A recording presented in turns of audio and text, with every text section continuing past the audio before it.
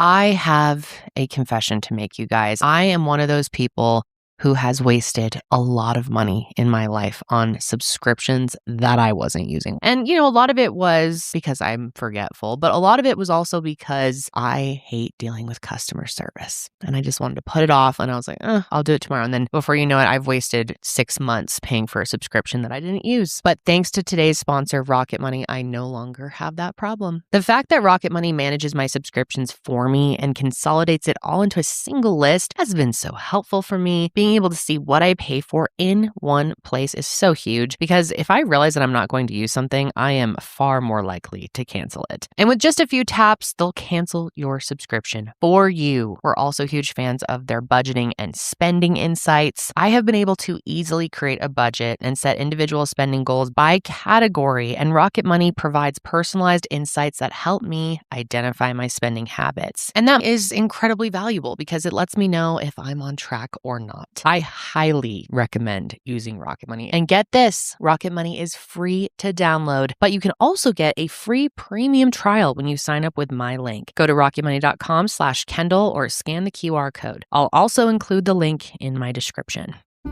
If you are seeing this episode right now, that means that I either just had a baby or I'm about to have a baby. I'm sure I'll post something to social media, Instagram, if you want to check in on me and where I'm at. But this feels very strange. Hello from the past, really, because this is the earliest I've ever pre-recorded an episode. I am recording this in February of 2025. And there's a good chance that it has been a year since I've recorded this. By the time you're seeing it, it is probably 2026 at this point. And I hope things are good. How's the future? This feels so weird, I've got to say. But basically, at this point, I am not pregnant right now. And I want to have another baby, but I'm unsure of when that is going to happen, of course, as you cannot plan these things. But I wanted to start pre-recording some episodes for you guys while I'm on maternity leave so I can leave you with as much pre-recorded content as possible. And I thought, why not start when I'm not pregnant and I'm not feeling, pregnant and awful, because that's how it was last time. So I thought I'd give myself a real head start. But yeah, all the content that you're going to see from me during my maternity leave has obviously been pre-recorded. And I'm going to try to do as much of it as I can so I can leave you guys with as many episodes as possible. Although I do know you guys understand and are very supportive of when I need to take time off and just supportive of me in general. And I am very, very grateful. So thank you for that. But today I'm going to be covering a case out of Australia, actually. And I've gotten a lot of requests to cover this. We're going to be talking about 21-year-old Lily James and the completely unnecessary, devastating way that her life was stolen from her. Now, I got a lot of requests to cover this case after I covered Celeste Mano. And once I heard the details of this one, I think there's a lot of important conversation that needs to be had when it comes to how this all happened. But let's go ahead and jump in. And as always, I want to start out by telling you more about Lily and who she was. So, Lily Ann James was born on May 21st, 2002, to her parents Peta and Jamie, and she also had one brother named Max, and they lived just south of Sydney in a suburb called Sans Souci. Now, compared to Sydney, which is obviously one of the biggest cities in Australia, the capital, Sans Souci is quite small, with a population of less than 10,000 people. And if you're watching this episode, you can see that it is absolutely stunning, like most of Australia is. And it would make for an incredible place to grow up. And from everything that I've read, it seems like Lily had a fantastic childhood. She was always a very energetic kid with a very vibrant personality, and her parents said that she lived every day to the fullest. She was especially close with her grandma, Barbara, and she says that Lily was a very special person. Her loved ones also describe her as loyal, beautiful, kind to everyone, and that she always went out of her way to make people's day better. Lily's mom, Peta, says that she was even a little bit nosy, which I'm sure a lot of us can relate to. Now, in terms of her education, Lily actually went to an all-girls school just down the road from where she lived, called Danebank. And after graduating in 2020, she went on to study sports business at the University of Technology in Sydney. And Lily was definitely a naturally ambitious person. So while she was in school, she also was doing a lot of things in her free time on the side. And some of her biggest passions were dancing and swimming, both of which she did competitively as a teenager. And swimming was actually something that she ended up turning into a job. Well, kind of. In 2023, while she was in school, Lily got a part-time job as a water polo coach for the St. Andrew's Cathedral School, which, for context, is only about 25-ish minutes north of Sans Souci. Water polo was really something that she loved, and honestly, coaching just came naturally to her. As you can imagine, Lily was very busy. I mean, she was a full-time student, and then she's also spending a lot of time coaching part-time. And from what I've gathered, that wasn't a big deal for her. Lily seemed to be someone who did very well with a lot of things on her plate and could just time manage and juggle a lot of things. But even though she was so busy, she still made time to try and date, which brings me to Paul Tyson. Now, Paul Tyson was also a coach at St. Andrews. And before I get into the situation with him and Lily, I want to tell you a little bit more about him. So Paul was born in 1999 in the Netherlands, and he was the only child to his parents, Steph and Esther. Not much has been reported about his early life, but we do know that in 2015, his dad got a job in Australia, and that's where he and his parents relocated for the time being. And St. Andrew's Cathedral School happened to be where Paul was enrolled for grades 10 through 12. He became a sports captain and part of their leadership team, and he was pretty well known around the campus. And after graduating in 2017, he decided to stick around for a paid role helping out the sports department. However, that wasn't something that he ended up doing very long because he ended up moving back to the Netherlands with his parents sometime in 2018. But then in 2020, he ended up returning to Sydney. Now, obviously, 2020, the pandemic hits and everything was put on hold. But eventually, he got a job once again at St. Andrews as the coach of the cricket and hockey teams. And he also worked there as an after-hours coordinator while simultaneously studying for his master's in teaching. Now, as for who Paul was as a person, I guess it sort of depends on who you ask. If you asked his roommates, they would say that he was polite for the most part, and that he wasn't around much.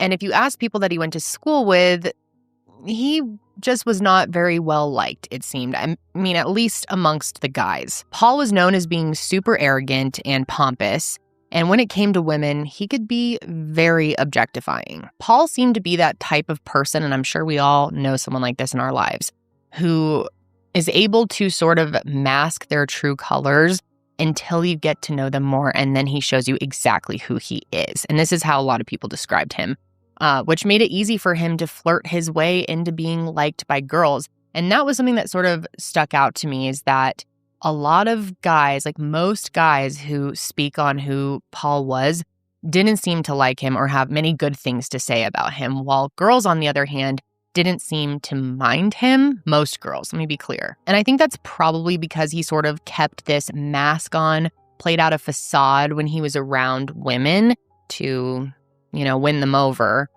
And then when he was around guys, he was sort of, one of the boys and would really reveal who he was. And other guys didn't like it. And so when he met Lily at St. Andrews, she, at that point, just wasn't aware of his reputation. After all, I mean, she started working there in 2023, which is the same year that everything happened. So it's not like she had all this time where she was getting to know him, And to be very clear, when Lily and Paul started their relationship, it wasn't very serious. And, I put that in quotations because it wasn't much of a relationship. It was supposed to be very casual. In fact, when she told her mom about him, she explained to her that her and Paul both agreed that this wasn't going to be anything serious, sort of, something they were doing for fun.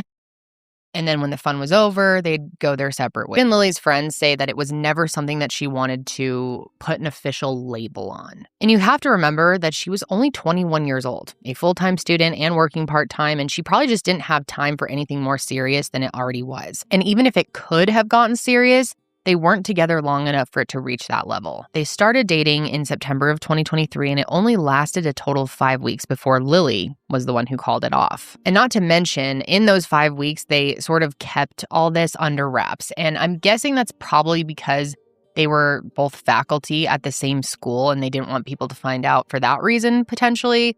But yeah, only really her close friends and family even knew about it. And I will say that in those 5 short weeks, there weren't any major red flags, or really red flags at all. I mean, at least not that her friends and family saw. Of course, we can't ask Lily now if she had seen any red flags, but for the most part, people didn't think anything was wrong in this very short relationship. Her friends thought that Paul seemed like a totally normal, talkative guy, and considering Lily was a talkative girl, they could sort of understand what she saw in him. However, only 1 week after visiting that friend, the relationship, if you can even call it that, was over. Now, I've seen it reported that Lily ended it with him, and I also have seen it reported that the decision was mutual, but the majority of sources say that she dumped him, which makes sense considering what happened only 3 days later. So that brings me to October 25th, and it was a day that really started like any other. Lily's dad, Jamie, said that he watched her eat her Vegemite toast, and there was nothing about her demeanor that gave him any cause for concern. He said that she was just kind of off in her own little world,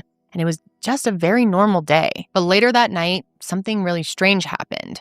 Around 8:30 p.m., her father received a text from Lily, or I should say, from Lily's phone, asking to be picked up from school. It said something along the lines of, "Don't ask why or call, please come to the school now and pick me up." And when he responded asking if she was okay, the reply was something like, "All good, just come, trouble." But Lily wasn't safe, and when her dad got there, she was nowhere to be seen, which was very strange considering how urgent those texts had seemed. So he texts her again, asking her this time to pick up the phone, and he never got a reply. And that's when he decided to go to her desk area, just hoping that maybe she was there just wrapping something up. But besides her bag and some personal belongings, Lily wasn't there. And this is very chilling in hindsight, but Jamie then decided to walk into the school gym. But when he didn't see her right away, he turned around. And honestly, I'm so thankful that he didn't go any further, because no father should have to see their child in the way that his daughter was found. And within the same time frame that Jamie was at St. Andrews, a swarm of police officers and ambulances pulled up, and they beelined for the gym bathroom. And that's where they found Lily's body. And this is just horrific to say, but she had been bludgeoned to death with a hammer, and her injuries were so significant that she was actually unrecognizable. Jamie was then immediately taken to the police station, where he was told what happened, and he says that he will never forget the moment where he had to go home and tell his wife and son. And by the way, while Jamie was at St. Andrews looking for Lily, her mom, Peta, had been texting her friends and even texted Paul to see if maybe he knew where she was. This is actually her text to Paul. It reads, "Hi, Paul. It's Peta James here, Lily's mom. You wouldn't know where she is or able to get in contact with her." And the second message said, "Hey, Paul, any chance you've seen Lily tonight?" And both of these text messages went unanswered. And when Jamie got home and was able to tell Peta the news, which I can't imagine getting news like that, but at that moment it made sense why. Nobody had seen Lily because someone had killed her. And God, seeing the pain in her parents' eyes, it's just really something no one should have to experience and that no one can prepare for. They had no idea that their daughter was in danger, and quite honestly, I don't think Lily even knew that she was in danger. And I don't think it'll come as a surprise to any of you based on how I've been talking about Paul, but turns out Paul was responsible. Now, that same night, shortly before midnight, an anonymous caller reported that a body could be found in the women's bathroom of the St. Andrews gym, which is why those police officers showed up in such a hurry. I have seen it reported that Jamie and Peta also called to report her missing before that, but it wasn't until this anonymous call came in that it was taken seriously. And of course, it was definitely taken seriously as soon as they confirmed that there was, in fact, a body in the bathroom. And like I said, Lily was beaten to the point where she was unrecognizable, but they were confident that this was her. And they were also pretty damn confident that Paul was responsible, not only because the two had just broken up, but because that anonymous call was traced to a location where he was later identified as being. And then there was also this. In the gym, there were security cameras which captured Lily entering that bathroom around 7 p.m., and following closely behind her was Paul. He walked in carrying a backpack, and an hour later, around 8 p.m., he was seen leaving with that backpack in hand. And Lily, on the other hand, of course, never made it out of the bathroom at all. So that alone tells you that Paul was almost certainly responsible. So Everyone figured that out very early on, and it also tells us that Lily was not the one who was texting her dad. As I explained earlier, that text came in around 8:30 p.m., but we now know that she died sometime between 7 and 8. So this sick freak bludgeoned her to death and then picked up her phone and texted her father pretending to be her, which makes no sense. I'm sure you're wondering, why would anyone do that? And the truth is, no one knows exactly why he decided to do that. But one criminologist speculated that this was either so that her dad would be the one to find her, which is just disgusting, or to try and alter the time when police believe she died. And I'm not sure the latter really makes a whole lot of sense, though, considering the evidence pointed to Paul regardless of what time he killed her. Although I definitely don't think anyone is equating Paul to be a very logical person. So, yeah.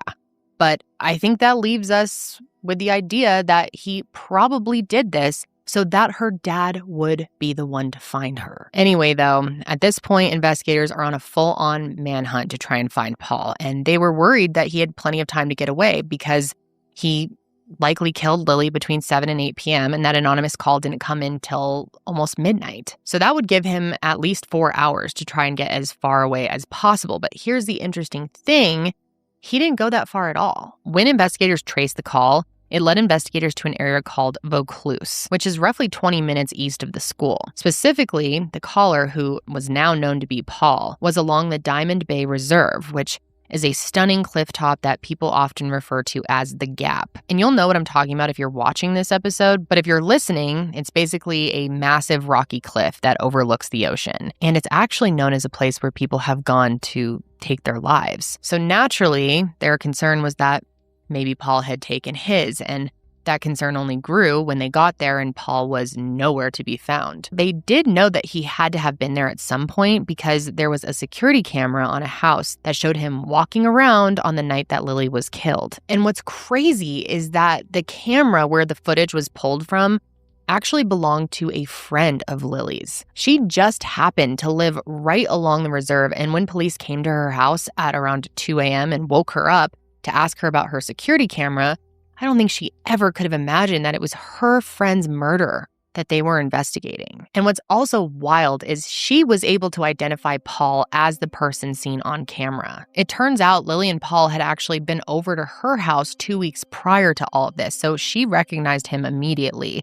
And it also signaled to police that this wasn't a totally random area to him, that he had been there before and he had to at least be somewhat familiar with it. So let's go over what exactly they saw in the footage. So at 8:47 p.m., which was approximately 45 minutes after Paul left St. Andrews, he was seen parking a Lexus along the curb right outside of Lily's friend's house. Then at 9:04, he gets out of the car and starts walking west. And by all accounts, he seems calm. Definitely not the way that you would expect someone to be acting when they have just committed a horribly violent murder. And it's kind of hard to tell in the footage, but he's also carrying that bag that I mentioned earlier. And then 8 minutes later, he appears on the camera again, heading back towards the car, and now the bag was missing. He then sits in the Lexus for an additional 36 minutes before finally driving off at 9:49 p.m. And keep in mind that the anonymous call to authorities came in just a little bit before midnight. So that means he waited about 2 hours before calling, and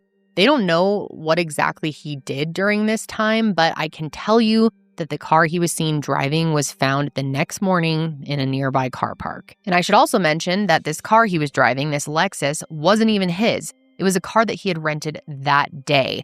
And also that day, he stopped by a hardware store where he purchased, you guessed it, a hammer. However, they actually don't believe that that was the hammer that Paul used to kill Lily, because they ended up finding another hammer that they traced to a storage closet at the school that they found elsewhere, and I'll explain that in a moment. But still, buying any hammer and renting that car looked a hell of a lot like premeditation. And I'll be touching more on that later, but for now, let's continue on this Paul manhunt. So they didn't end up finding him on the 26th, but search efforts were in full swing. They did happen to find his backpack, though, which had been thrown away in a trash can, which was not far from Lily's friend's house. And the hammer that they believed he used to kill her from the school storage closet was in that bag, which only added to their certainty that he was responsible. And thankfully, it wasn't much longer until he was found. In fact, it was the next morning. Around 8 a.m. on October 27th, some tradesmen who were working in a construction area right along the cliff's edge spotted what looked like a body at the bottom of the rocks. And by 9 a.m., a helicopter and rescue boats were out there trying to recover him. It was an incredibly windy and wavy day, so it wasn't easy by any means, but that afternoon, they were able to recover Paul's remains. And because of the damage from the fall and also the damage from the water, he was nearly unrecognizable. But through his fingerprints, they were able to confirm that this was 24-year-old Paul Tyson. And in addition to his body, they also found his AirPods on a nearby rock, somewhat close to the edge of the cliff. And God, when I heard this, I was so pissed off, as I always am when people take the cowardly way out, and I'm sure you guys feel the exact same way. And it's actually not entirely known if Paul had planned to take his own life that night or if it was some spontaneous act after realizing what he'd done. The only thing we do know for a fact is that he definitely did plan to take Lily's life. I was listening to an interview with a forensic psychologist, and he said that this was not a spur-of-the-moment murder. This was premeditated, and it was the result of Paul's narcissistic personality disorder. The psychologist explained that Lily's rejection caused him to suffer what is called a narcissistic injury, which led him to feel so humiliated that he was filled with rage. And over the course of the 3 days between the breakup and the murder, Paul took steps to plot Lily's death, including renting that car and going to the hardware store, even if he didn't use that specific hammer. And this same psychologist is also under the belief that Paul taking his own life was spontaneous, that it was almost like once the rage settled down and reality set in about what he had just done, he jumped because he couldn't live with what he had done. Or, maybe he was thinking about the ramifications and what was coming next, the punishment he was going to have to face and facing all of her friends and family. And he didn't want to have to do that, which, like I said, I believe that that is the cowardly way out. And I know a lot of other people feel that way. And so do Lily's parents. Not that they really expected much from Paul. They didn't expect him to really tell them why he did this, but they at least wanted the opportunity to ask him. And because he's such a coward, that opportunity and the opportunity for justice is gone. Lily's death not only impacted her friends and family, but it also really impacted the whole community. I mean, to say that they mourned for her and were devastated is an understatement. Around 4:30 a.m. on the 26th, just a few hours after her remains were recovered, St. Andrew's Cathedral School sent out an email to parents letting them know that classes would be canceled through the end of the week. They even provided free counseling services to students, parents, and teachers, and there were exams going on at the time and they were moved to a different building, but besides that, everything else was shut down for several days. And in those days, a makeshift memorial was created right in front of the school where staff, students, parents, and community members as well gathered to lay flowers in her memory. Several notes were also left for her, one of which reads, "Lily, those we love never truly leave us. They live with us forever in our hearts and memories." And that was just one of many. And keep in mind, Lily had only been working at this school for like a year, and that just shows you what a massive impact she made in such a short period of time. A mother of one of the students there actually shared that Lily was the type of coach who took the time to write personalized notes to all of her students and said that her energy was bright like the sun, which seemed to be a sentiment that was shared by so many people who came across her in life, and especially from those who really knew and loved her. In the wake of her death, people are remembering Lily for her vibrant personality, her outgoing nature, and for the love that she had for her family and friends. Her grandma, who, as I mentioned earlier, was very close with Lily, shared that she had recently befriended a new girl at school, despite pressure from others not to. And I'm not sure the reasons behind that, but I think that's a great example of just how big of a heart Lily had. Lily had time and space for everyone, no matter who they were. And I loved this, but her grandma actually said in a joking way that Lily would have loved the attention that she was getting from all of this. And I think, everyone has such a different way of coping with something as traumatic as this.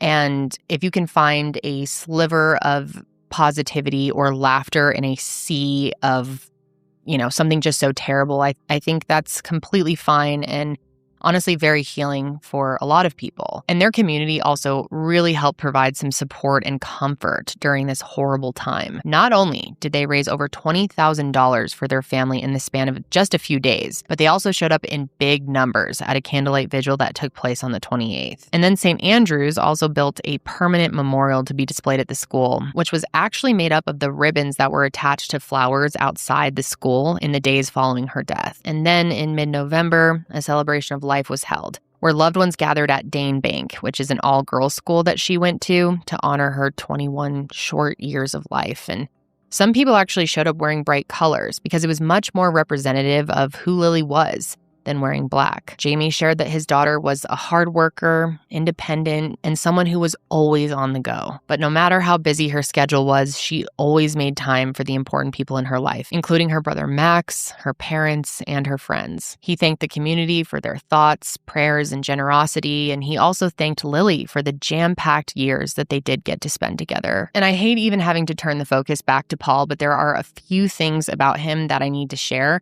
For starters, the opinion of the public. For the most part, a lot of people seem surprised that Paul was capable of even doing something like this.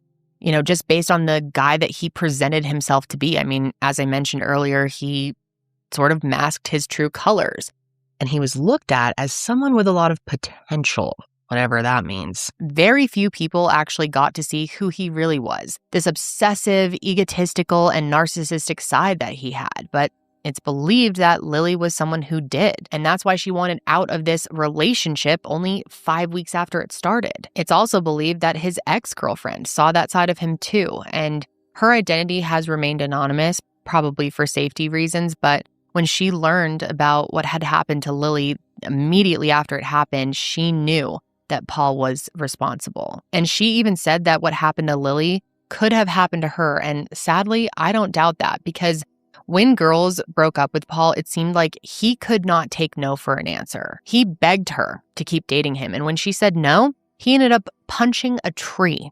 And when she asked him, "Why did you just punch that tree?" he said, "Because I can't punch the one thing I want to." And after that, she ended up literally running away from him because she was fearful for her safety, and I can see why. Because the next 2 mornings in a row, Paul could be seen waiting outside the fence of her house. Her dad actually chased him down the street at one point, which was the only way that they were able to get rid of him. And before he chased him off, when he was still just standing outside the fence, they said that he looked deranged, almost like he was having some sort of episode. So I definitely don't think she's wrong when she said that this could have been her. It very well could have. And Paul is a danger to society, especially a danger to women. And in the aftermath of all this, there have been some very important conversations around the epidemic of domestic violence. I mean, as we all know, violence against women is rampant worldwide. But if we talk about New South Wales alone, Lily was the 4th woman killed in a 10-day span in some kind of domestic dispute. And in 2023 alone, she was one of 58 women who were victims of domestic homicide in New South Wales, according to a study that was done by the Department of the Prime Minister and Cabinet, which has sparked the question,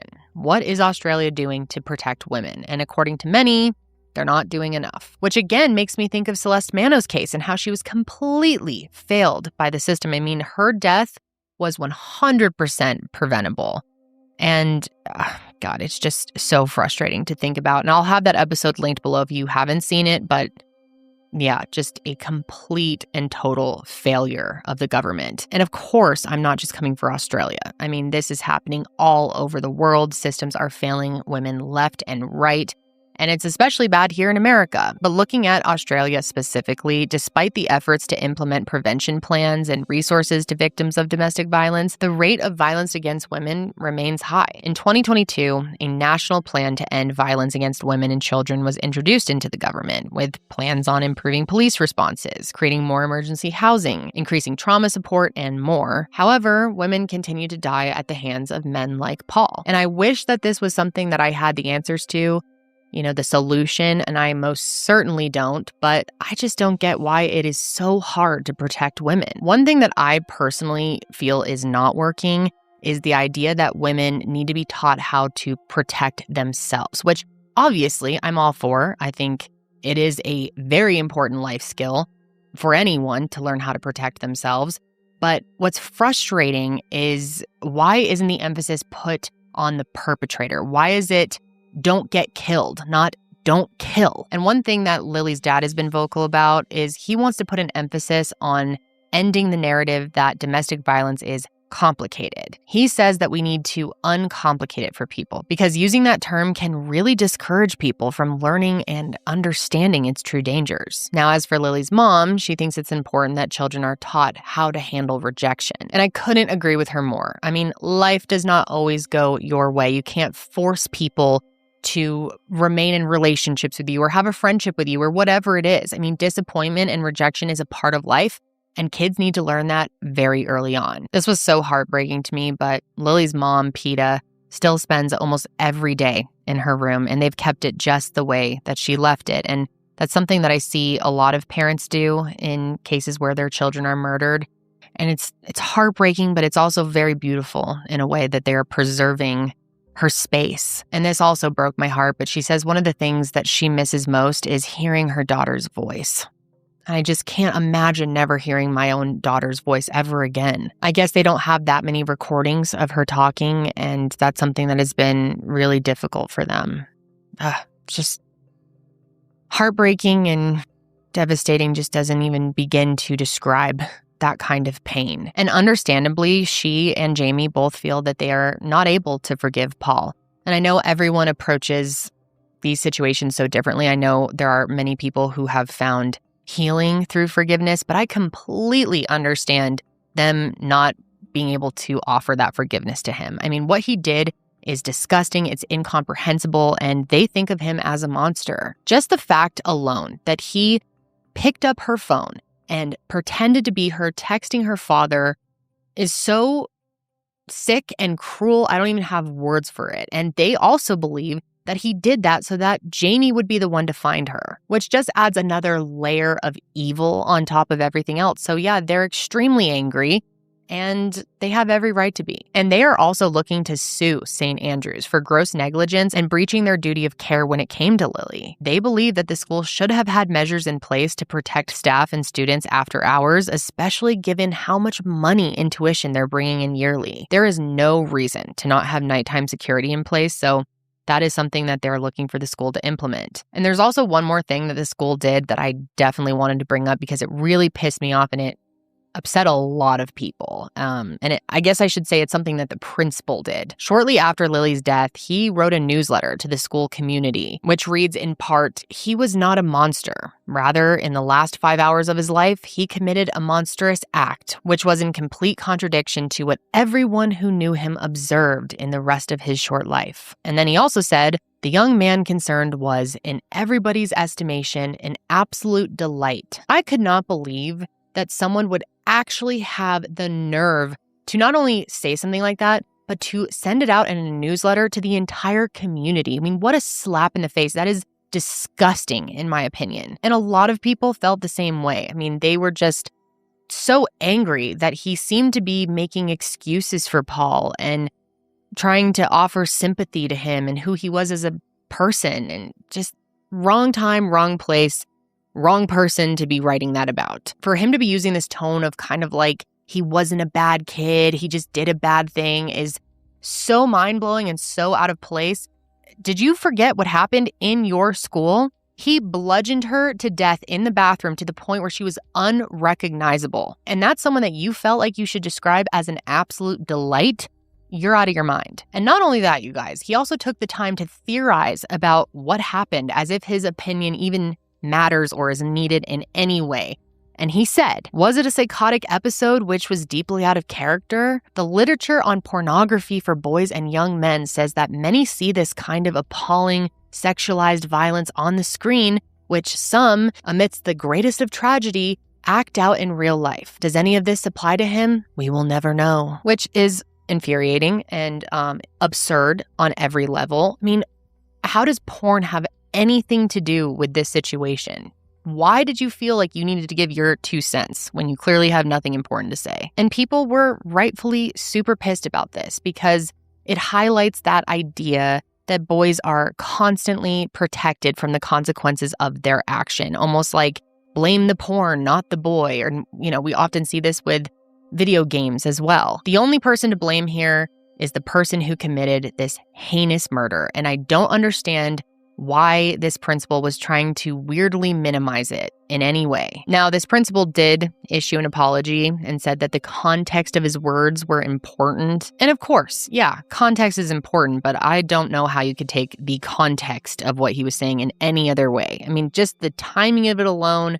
And regarding this issue, if you want to talk about, the dangers of porn and the effects on young men, time and place, completely different situation. Do not relate it to Paul or to Lily's murder. I will say on a positive note, they did have that bathroom completely torn down, which is a start, but more needs to be done to protect future students and staff so that they can feel safe in the school. But one thing that I think that we can all take away from this episode and from Lily's story is that she did not deserve what happened to her. And not being able to get the closure or justice is enraging. The monster who killed her clearly could not handle rejection and couldn't handle losing control. So he did the most vile thing a person could do, which is taking the life of another. And there's just zero excuse for that. Her friends have even said that they personally feel scared to date now because they're afraid of ending up in a situation like this, which is heartbreaking. Dating and exploring, meeting other people is such a huge part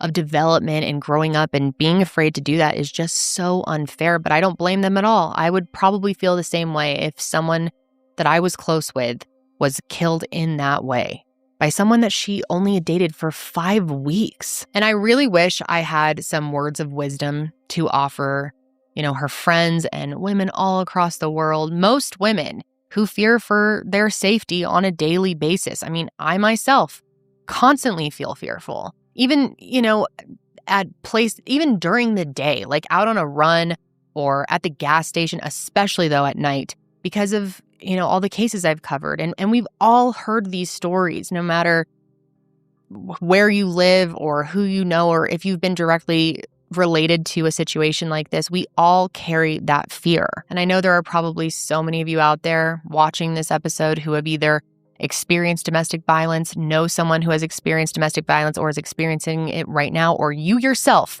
are in a dangerous situation right now. And as always, in any episode that I discuss domestic violence, I will be putting resources in the show notes. This case is so frustrating. It's overwhelmingly heartbreaking beyond words. And I just want to express my deepest condolences to everyone who knew and loved Lily. She seemed like such a fun, kind, driven person that was going to do amazing things in her life. And for that to have all been taken away it's so unfair. That doesn't even feel like a good enough word to describe how it's just devastating. It's devastating. And I can confidently say that just from the little I've learned about her, that the world is dimmer without her light. But that is all I have for you guys today on this case. I definitely want to hear your thoughts in the comments about not only Lily's case, but some of the topics that we're discussing around violence against women and domestic violence. So please, I want to hear from you. But that is going to be it for me today. I'm not sure what my uploading schedule is going to be like while I'm on maternity leave. I highly doubt I'm going to be able to pull off an episode every week. We'll see. I'm going to try to do as many as I can. And also my husband, Josh, has offered to record some for me as well. It's pretty hard to add in a bunch of extra pre-recorded episodes on top of my daily or weekly schedule where I record 3 shows a week. It's just a lot to fit it all in, but especially during pregnancy, which I don't know how that's going to be for me. And how much energy I'll have. I'm always hoping for one of those, pregnancies where people are just thriving and living life just as